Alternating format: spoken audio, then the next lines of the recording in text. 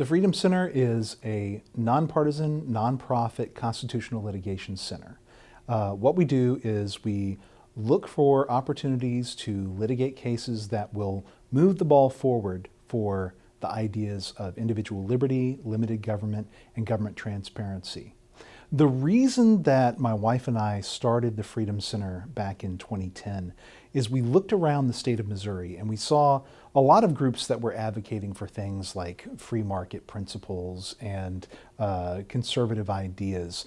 But we didn't see any group that was prepared to go out and fight for these ideas in the courts. We had both had the experience of working with the Institute for Justice, which is a libertarian law firm in Washington, D.C.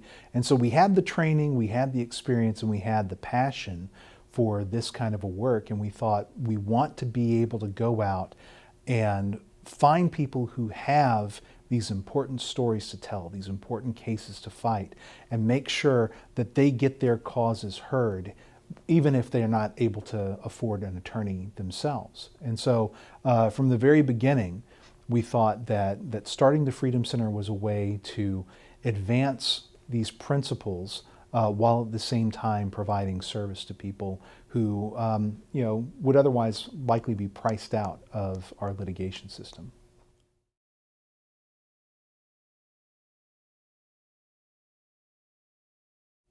By pursuing individual liberty, or rather embracing individual liberty, we have the option that people throughout history haven't necessarily had to find our highest and best selves. And people understand that in lots of different ways. For those of us who are people of faith, a lot of that involves finding our relationship with God and using that liberty that we have to go out and serve in ways that people in other times and other places might not have had that opportunity. Other people will use their individual liberty in other ways, but it all kind of comes back to the idea that Jefferson expressed in the Declaration of Independence, that there is an inalienable, God-given right to pursue life, liberty, and happiness.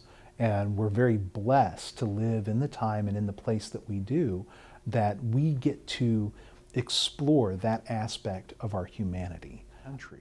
We have to teach generation after generation about liberty, or else they will lose sight of why we have it and why it's important. So we can't take these things as a given. We have to continue to educate. And so that's why we have the conversations that we do. That's why we are so committed to the idea of being nonpartisan and speaking to whoever is willing to talk to us, because it's our opportunity to help them understand that these principles are for everyone. No matter what your background is, no matter what your ideology is, no matter what your faith is, these principles are vitally important to protect you against those who would choose to deprive you of the things that are important to you.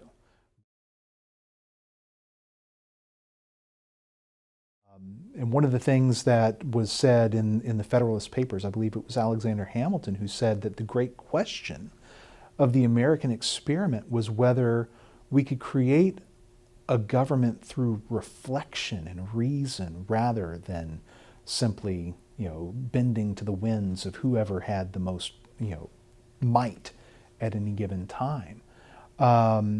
And so that's what I think is the most special thing about the United States, is it represents the first time that a group of people got together and used their faculties to devise a system of government that would be supported by the consent of the people rather than by military might, but also that acknowledged that government itself is inherently limited. There are some powers that the government, no legitimate government, can ever exercise. And that's what makes the United States so unique among all the other governments that had existed up to that point in world history. As far as challenges that Christians face, I think that we need to figure out ways of living our faith that will, number one, honor the guidance that we get from Scripture in terms of how we deal with those who oppressed and in need. And I think that in making those adjustments, I think we will be more likely for our witness to bring people back into the churches. Many Christians these days lack the compassion with each other, the mercy with each other. I think that perhaps it's social media, but I feel like there's been such a coarsening of the dialogue. I feel like so many people throughout the whole of American society have become focused on, scoreboarding, scoring political points especially, that we forget to give each other grace. And we need grace. That's one of the issues with cancel culture, is it doesn't leave any room for grace. We need to acknowledge we are all fallible. None of us have perfect understandings.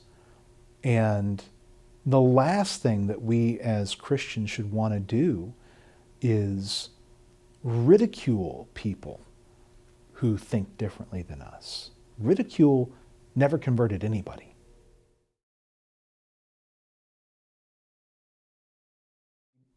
When I think about what I would prefer Christians to be doing in regard to politics, I think it would be, I would encourage people, rather than trying to get policies adopted that will require people to live in the way that we think is wise and appropriate and moral, I think we should be taking it upon ourselves to persuade people that that's how they should choose to live for themselves, not because they're compelled. If you disagree with the decisions that are being made by this business and you feel it strongly enough, go to a different business. Vote with your feet and your dollars if you feel that strongly about it. But otherwise, you need to allow them to make their own decisions. We don't want to give the government the authority to come in and tell these people what they have to do, because that is the very sword that's going to be turned against you at some point in the future. It's not just about what seems intuitive in the moment. It also has to take into account that the powers that we give the government today are the powers that can be used against us tomorrow.